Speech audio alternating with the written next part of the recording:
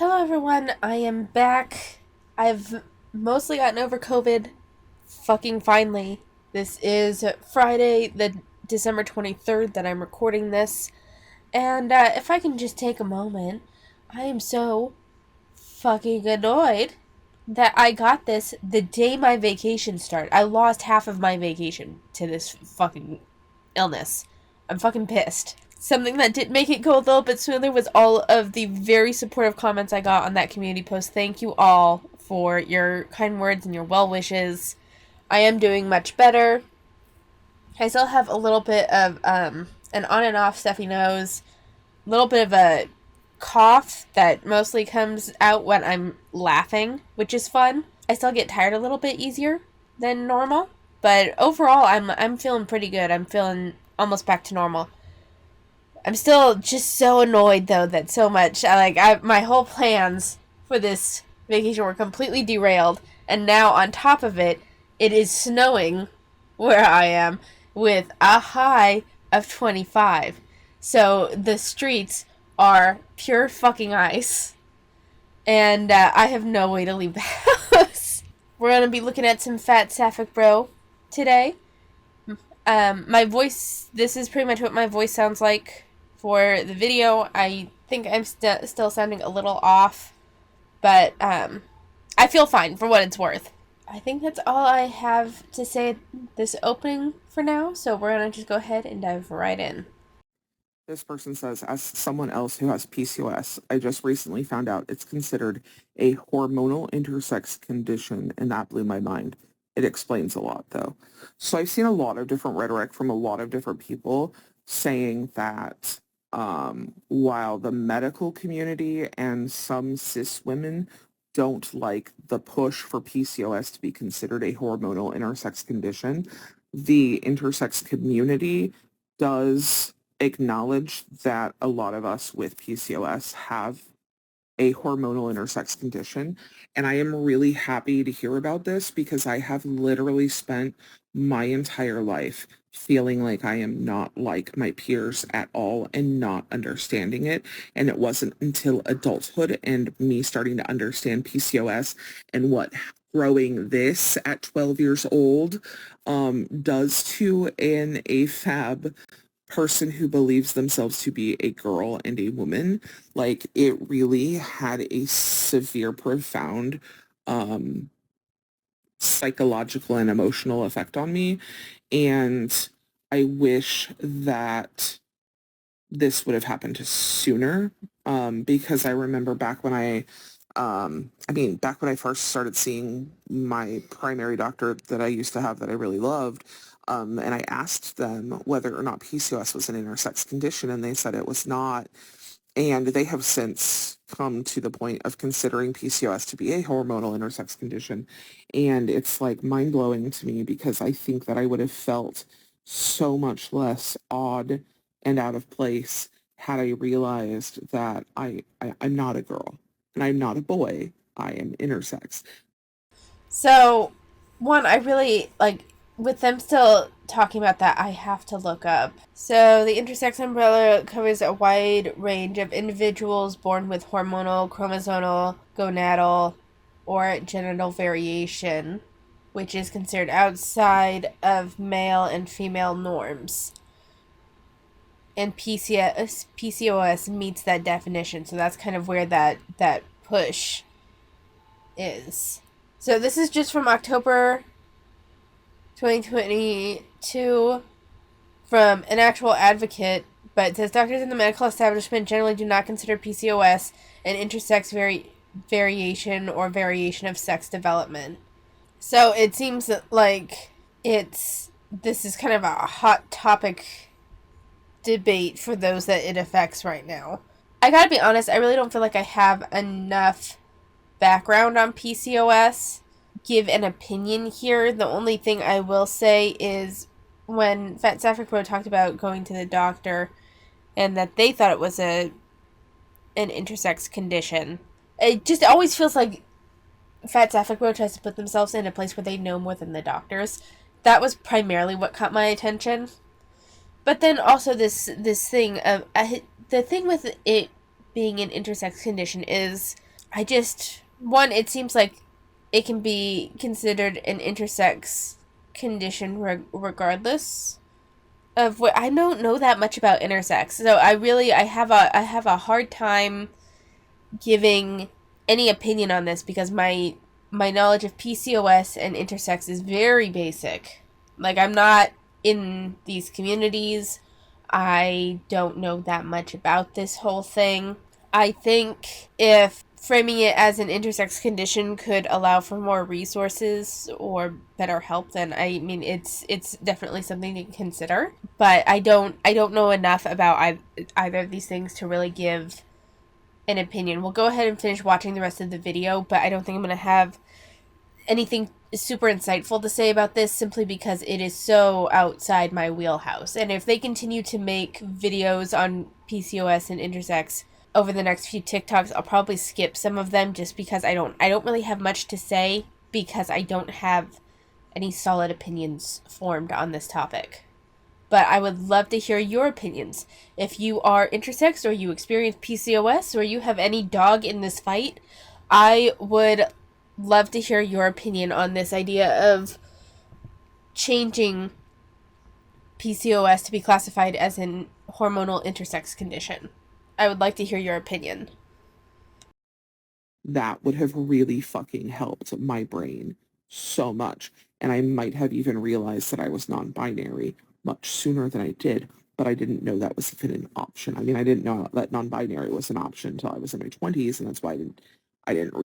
But this is another thing, like, this whole concept of, PCOS being classified as a hormonal intersex condition is an interesting idea. I don't have much to say on it, but rather than going into that, it goes into how it not being, rather than talking about it as a whole, they end up always segueing things into, one, how they're so smart, or two, by it not being the very specific way they think things should be, they were highly affected and marginalized because of it. Realize who I was or what I was until my 20s, but this is really fascinating. I didn't know who I was or what I was until my 20s. Welcome to your fucking 20s, my friend. None of us know who the fuck we are or what we are until we're 20. Sometimes even later. The fact that you figured that out in your 20s means you're normal. Congratulations. Everyone, I see a lot of people kind of frame it as like it's the thing to do in your teens, but I think with teens, it's more of an outward focus rather than an inward focus. It's not about knowing who you are. It's a matter about knowing where you stand in your friend group or in your social peer group. And like there is a bit of like trying to find out who you are, but it tends to be much more externally based in your teens. Like this is your fashion sense and this is you're finding kind of your tribe to align with.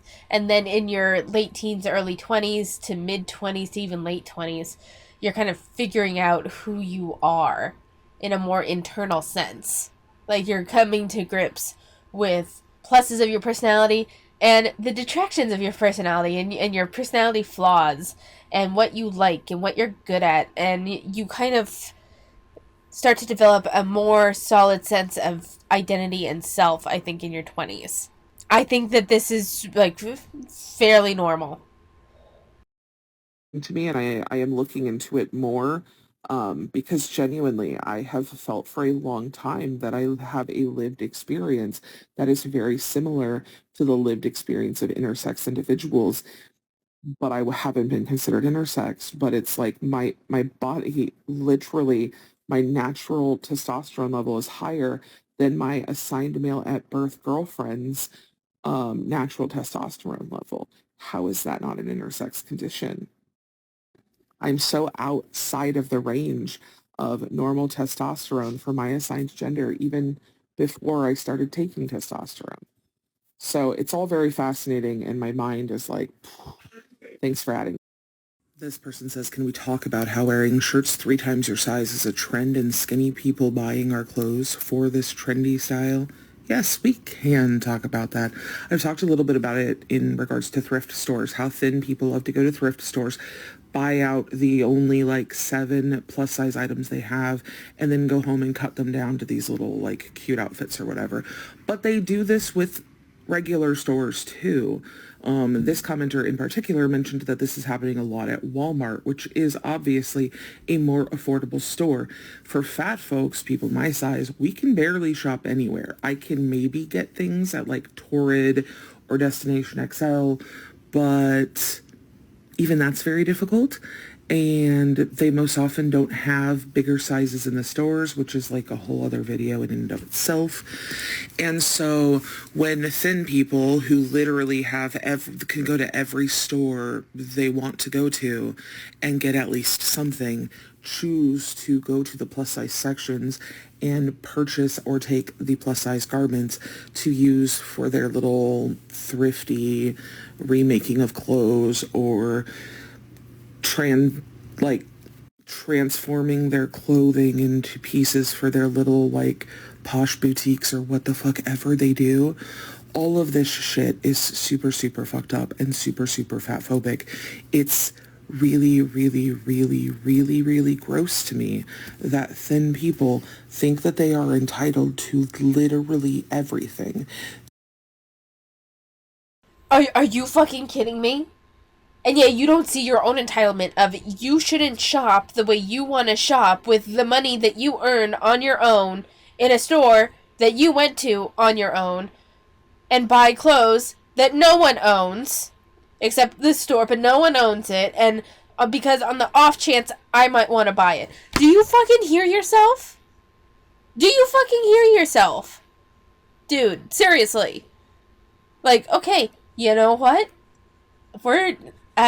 I go to Walmart on occasion, and we'll get a white cotton t-shirt in a size 3X to 4X, which I tie-dye, and I cut the neck out of it, like, to the point where it becomes an off-the-shoulder thing, and that is my sleep shirt. You know why?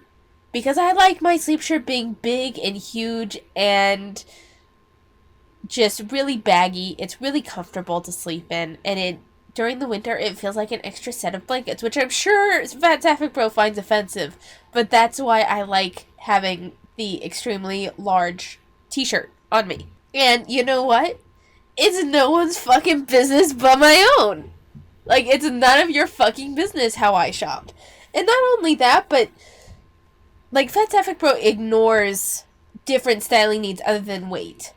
Because here's the thing, I went and bought a winter coat recently. The large fit me, the extra large fit me everywhere but my shoulders. Because I have broad shoulders. I could not, like, it was not a comfortable fit in my shoulders. So I had to go the next size up. I had to get a 2XL, which was honestly a little big for me everywhere but my shoulders. It was the only way to be comfortable, and I figured, you know, if it's a little big, I mean, it's fine because it's a winter coat. It's meant to be for cold times, so, or like the cold weather, so having, you know, the extra fabric and the bagginess around me probably wouldn't hurt anything. It would just add more warmth. Yes, I bought something that was technically bigger than every other part of my body needed, but my shoulders needed the extra room, needed the 2XL. But if you were to just look at me, because my broad shoulders aren't super obvious because I've learned how to dress them and hide it a little bit, especially if I keep my hair down, then you would think I'm just taking it because I wanted the bigger fit. Ignoring the fact that because of the way my body shape is, I need a bigger size regardless of my weight. I'm not convinced that I will ever get down to a ladies medium as like a comfortable wear option because my shoulders are broad. Like, I've tried to wear a size medium, and it will, like, some mediums will actually fit everywhere just fine, but then the shoulder seam is like halfway up my shoulder, and it looks bad, it feels bad, I don't like it, so I end up going up to a size large or sometimes a size extra large to fit it in the shoulders. Like, fucking, I don't know, it's so entitled, and it ignores that people have different body shapes. Even if this person over here is skinny, let's say that they're, or like your definition of skinny, which would be roughly my size, maybe a little bit smaller. We'll say they're size 10, which is a little bit smaller than me. So they're size 10, but because of a large bust or broad shoulders, or maybe they carry all of their weight in their hips, and so when they buy bottoms, they have to go up a couple of sizes. Like, but to you, they look skinny. To you, they look skinny, but they end up going into something in the plus size section in order to fit an area of their body that needs the accommodation. So are they really taking anything away from you, or are they getting what they need? And let's even just ignore that for a moment. The clothes don't fucking belong to anybody.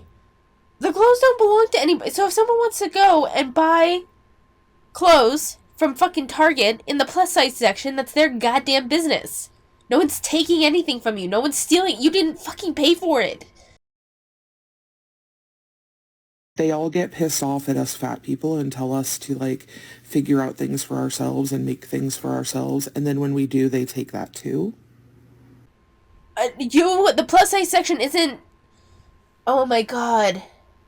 It's not like they say, make something for yourself. So you went to Joann's and bought the fabric and made your own stylish jacket, and then a skinny person was like, no, fatty, you don't fucking deserve that special fucking jacket, and rips it off your fucking body and takes off down the goddamn street. No one is doing that. Like, just because there are plus size sections doesn't mean that they are exclusively for fat people. It does not. It does not. It is another option, but you guys didn't create that. The stores created it to get more money. It was put out due to a need, because America is so fucking fat. Like, no one is taking anything from you. Calm the fuck down. Like, no. Y'all can get the fuck out of here with that bullshit. Anyway, thank you for adding to this conversation. Yeah, this is like a never-ending irritation for me, that thin people who literally can go to any store and find at least something in their size choose to take sizes of clothing from those of us who have literally like one or two options, if we're lucky. I have friends who can't even shop in actual stores. Like, it's pretty fucked up that thin people are out here stealing all our shit too. No one's stealing your shit! No one is stealing your shit. No one is stealing it. Alright? It's if it's in a store, be it a thrift store or a traditional retail store, doesn't fucking matter. It's not your shit. It is not your shit. And no, the fact that you have some friends that can't shop in regular stores, it's not fucked up that the stores don't carry those sizes. It's fucked up that your friends are so big. FatSapphicBro themselves is like 430 pounds. That is far bigger than any human being is supposed to be. So if they can't find clothes because they are 430 fucking pounds, that is not the fault of diet culture. That is not the fault of the skinny bitches going to the plus size section for the lulz. Like, it's not. I can't. This person says, I'm convinced that most gym bros have eating disorders because they all have such an unhealthy relationship with food. Yes. This is something... Wait, what? Yes? But I thought you said you couldn't know anyone's health based on how they look. Huh. Interesting how that changes when it's a fucking gym bro. Like, seriously? Seriously? So, you mean that when you can tell someone is roided up or is, like, overly invested in their, like, regimen, that it could be unhealthy? And then here's the thing. I think that gym bros are probably, most of them probably aren't going too far into the extreme. It kind of depends. What is your definition of a gym bro? Because there are plenty of gym bros that, like, eat normally, or some of them even eat like crap, but then they just work out a lot. And then there's the gym bros that are just really into fitness and nutrition, and so they have everything very regimented, but it's like they're getting all of their nutrients, they're getting all of their macros, they're getting the necessary amount of calories that they need to function. They just like having this very regimented idea of fitness and nutrition. And then you have the people that take it too far. But that doesn't mean that most gym bros have an eating disorder. Thing I've wanted to talk about for a really long time and haven't known how to bring it up, but also I know that like the trolls are going to come in mass when I start talking about this, but it has to be talked about. Bodybuilding and being like a gym bro and having the like muscles that look good but are functionally useless. All of that shit is a literal eating disorder. The fact that there are so many people out here who... That is a very broad and just overarching statement to fucking make. Like, because someone is invested in, as you say, the muscles that are like visible but functionally useless, which I think is, one, highly dismissive of someone's effort and work, and two, is like kind of misinformed. I mean, there are those, there is like the using the muscles that won't necessarily, it doesn't increase your strength as much as you think it does, but that doesn't mean that it's functionally useless. Does that make sense? It's just, I can't believe someone who is 430 pounds is trying to say that these people are unhealthy and that they have an eating disorder. Like, seriously? who alter their diet to extreme levels in order to become peak muscular is a literal fucking body dysmorphic disorder alongside an eating disorder. I don't think that it's a body dysmorphia disorder at all, because they're not necessarily, that doesn't, just because they're trying to maintain this like peak muscle, one, from what I understand with bodybuilders, there's an on season and an off season, and in the off season they tend to eat more normal and they get a little bit of weight, and then the on season is all about, you know, being super on target for their competitions. Not saying that that's healthy or unhealthy, but there is a little bit of a addendum there that needs to be made known. But even if in their peak, when they're not necessarily going into delusional idea of what their body looks like, for you to just say that it's body dysmorphia is just fucking wrong. Like, people can go in there. I would say it tends to be, I would say that those that get into bodybuilding competitions and are like really hyper regimented with all this tend to go more into like a soft form of body modding than body dysmorphia, which body modding can have its own issues, and that's a separate conversation to have. But I think that those like peak muscle people do tend to fall more into a body modding sort of mentality than body dysmorphia, in my opinion. In order to become peak muscular is a literal fucking body dysmorphic disorder alongside an eating disorder. The extreme amounts of working out alongside all of this is a literal eating disorder. People who can't stop running constantly all day, every fucking day, people who live at the gym, y'all have an eating disorder and an unhealthy relationship with food and exercise. Like, exercise is meant to make your body feel good. It is not meant to be punishment. It is No one's saying, if the gym bros are doing it all day, every day, it's not a matter of them, they're not automatically treating it like punishment. I feel like FatSapphicBro doesn't realize that some people like working out as a hobby. Now, what delineates it from being a hobby and being like a compulsive issue is, one, whether they can stop, two, if they're moderating their activity well, to so they're not like working to the point of injuring themselves, it's not consuming their everyday life, they can still manage like personal relationships, their work life and home life and all of that. So you can be a gym bro, you can have workout as a hobby and it not necessarily be a compulsive issue.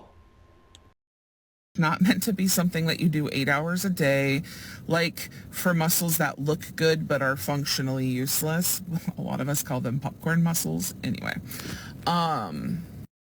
it's so extreme and so bad that they are now starting to have an eating disorder that is specifically for people who avoid carbohydrates at like an obnoxious degree. they're literally starting to label that as an eating disorder because people have like all these ideas of what a healthy diet looks like, even though we know very, very different what a healthy diet is supposed to look like. And people... Oh, and do you know what a healthy diet looks like? I'm sorry, I feel like I'm being very petty bitchy with FatSapphicBro today, but it just, the amount of judgment being passed by someone who is far from a paragon of health just baffles me a bit. It's like, no, okay, says the person that never exercises and clearly eats an insane amount of food. You're gonna harp on the people that exercise and are like mindful of their food? Seriously? Will literally starve themselves thinking that they are doing this for their health. It's not for your health. You have a body dysmorphic disorder and you have an eating disorder. You have an unhealthy relationship with food, with nutrition, and with exercise. To say this like it is a foregone conclusion for anyone that one uses working out as a hobby or to like regiments their exercise and their nutrition. Like, there are some people that like to keep it super orderly, one, because it's just simpler for them. If they eat the same thing every day at the same times, then they don't ever have to think too much about what they're eating. There's some people that just don't really want to worry too much about eating. That doesn't necessarily mean that they have an eating disorder. It means that they automate some of what they do in order to not worry about it. But even for those that look closely at what they're eating and are all about like maxing out the perfect amount of nutrition and stuff, it can also just be a hobby. Like, there's a line between hobby and obsession. And I don't think nearly as many people cross that line as much as FatSapphicBro thinks there are. And you really should get some fucking help from a therapist, but we all know that's never going to happen because it is valued for you to sit there and torture your body and self-harm your way into what looks like Self-harm. For fuck's sake.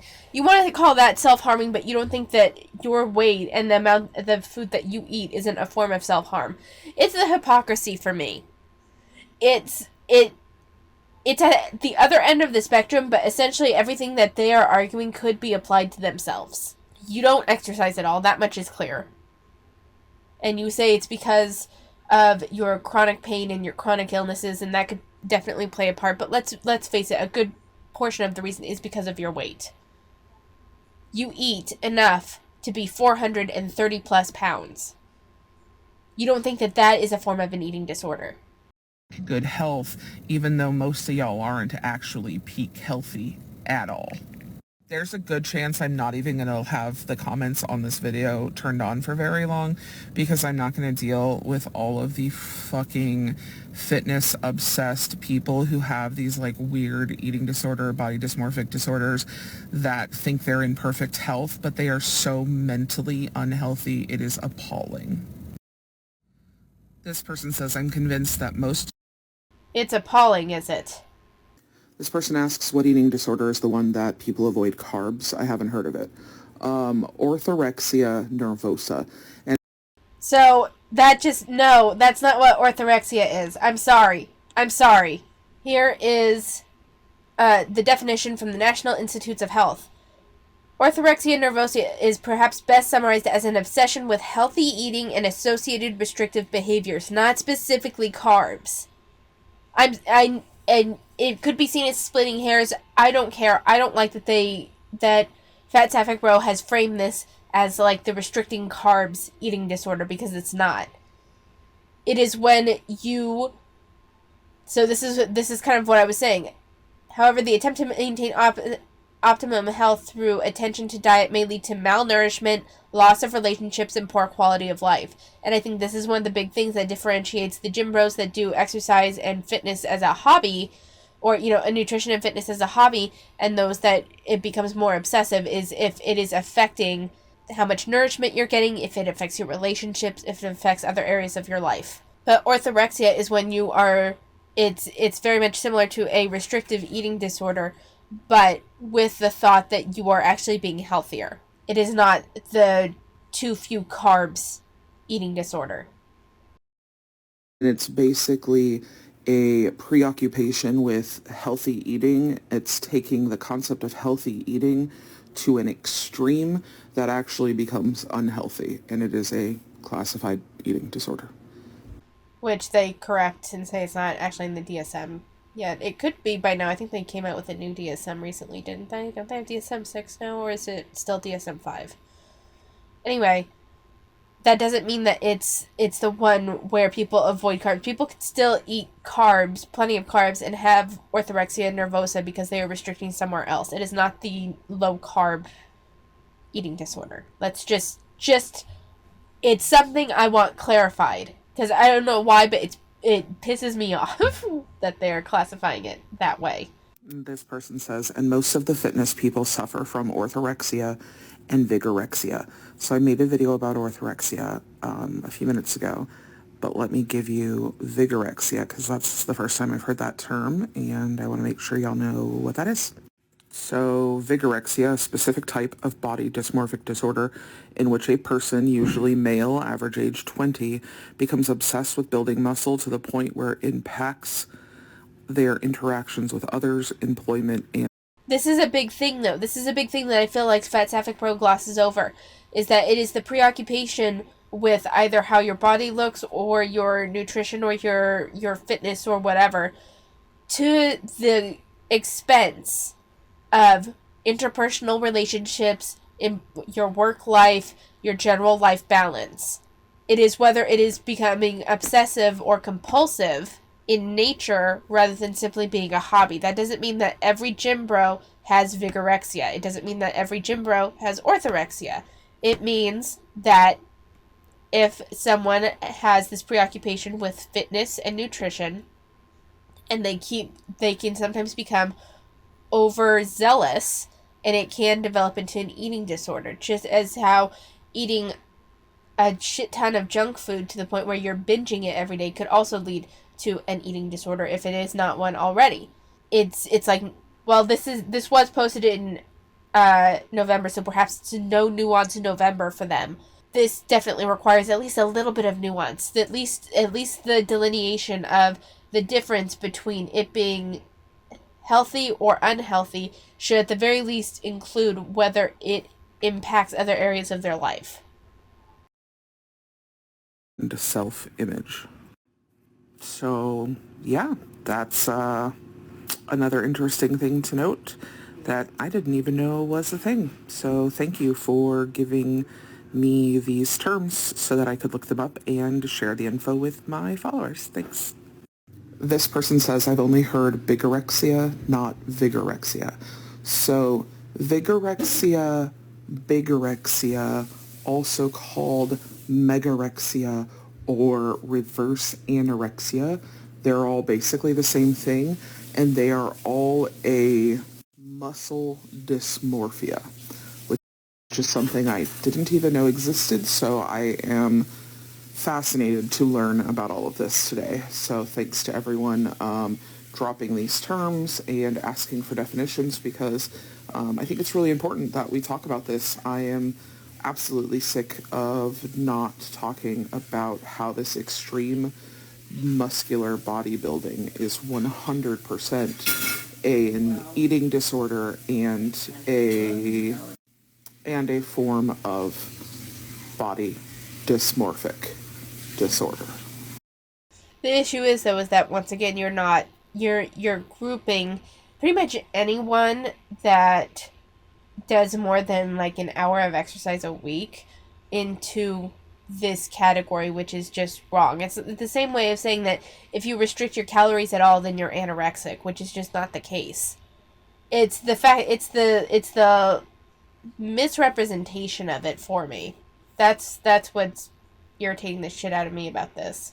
And like you want to talk about that, but then you don't talk about binge eating so much. You don't talk about like the excessive amount of calories that you clearly intake. Nope, it's all the big bad gym bros. All right. This person says, the only thing I have had to get is high blood pressure meds.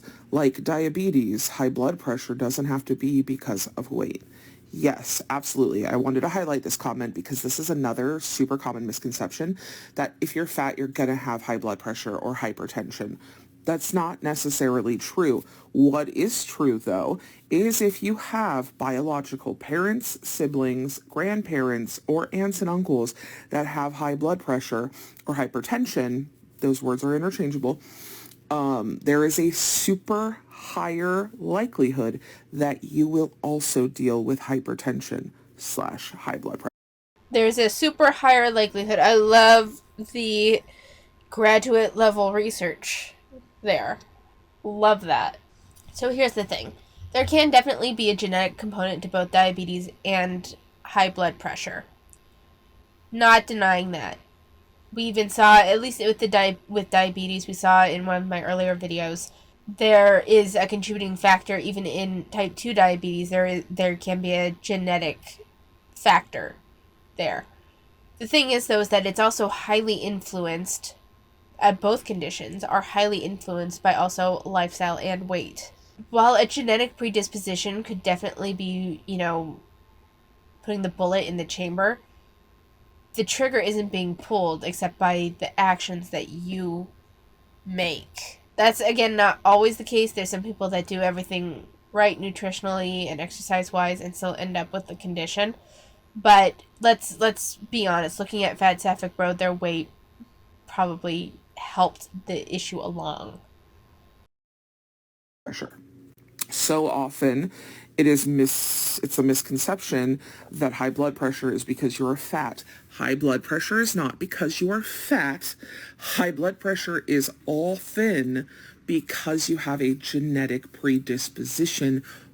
Again, I'm not denying the contribution of genetic predisposition in these cases, because I do think that it plays at least a slight role. Even a little more than slight, but I wouldn't say that just because you have a genetic predisposition means you're guaranteed to get the condition. And your weight and your lifestyle choices can kind of help determine whether you're going to have to deal with it or not.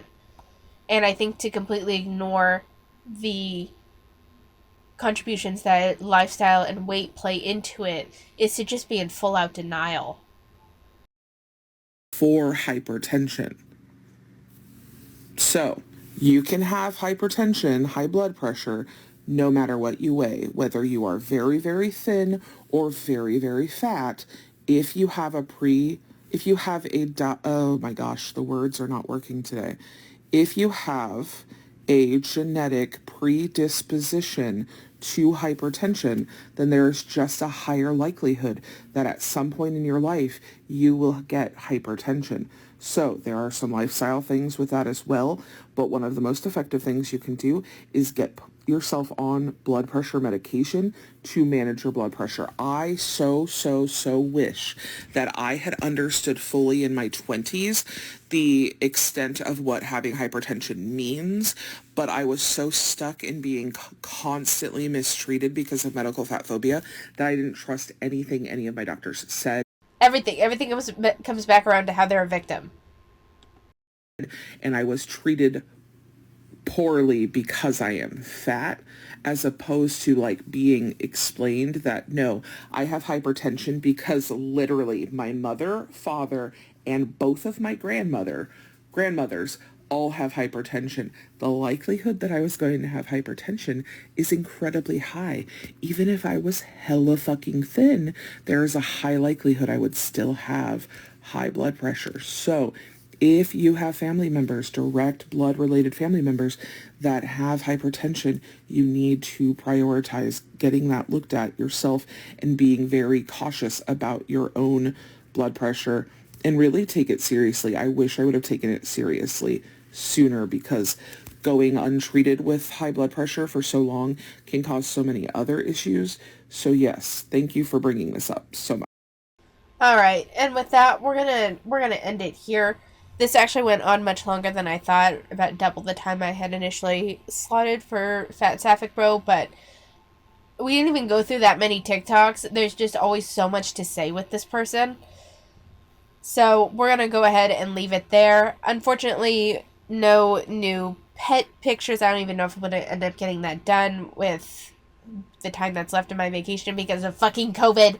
But I figure I would give you guys a story from my last week of school before the break started.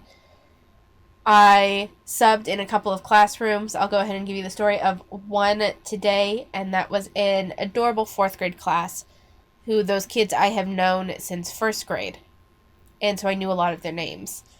And they, one, loved that a sub knew their name, but also they apparently liked me so much that they flagged down the principal and told her to give me a job next year.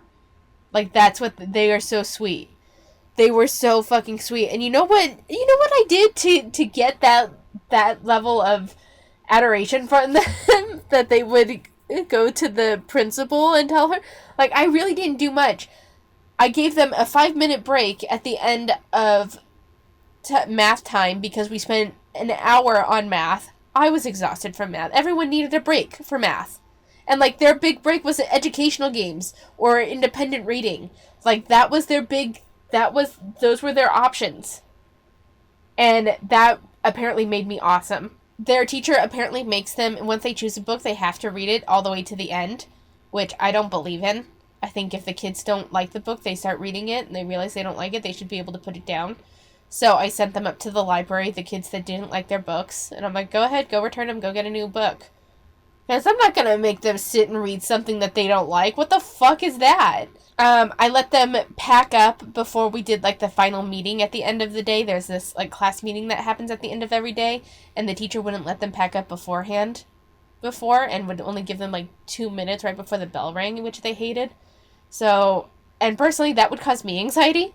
So, I was like, nope, we're packing up first. We're packing up or cleaning up first. That way, if we run long or whatever, you can just grab your backpacks and go.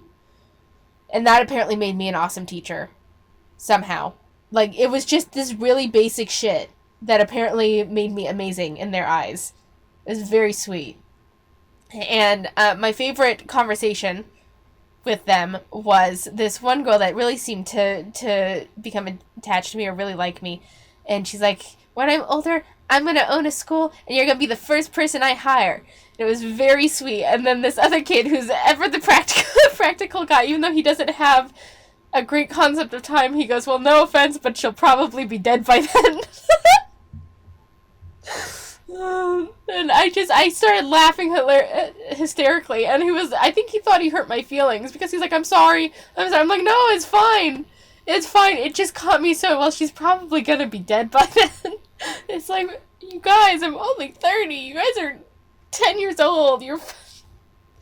But it was sweet. I really love that class. I'm actually looking, as much as I would prefer to be a specialist, which means library, music, PE, tech, those are like called the specialists ones, so you don't have like a standard class, but you see all of the classes in the school, and I like that. I like being able, like, I've been there for about 4 years now, and I can name 90% of the kids in the school, and I love that. I love being able, when I see a kid walking down the hall, to be able to identify them by name and say hello to them I like being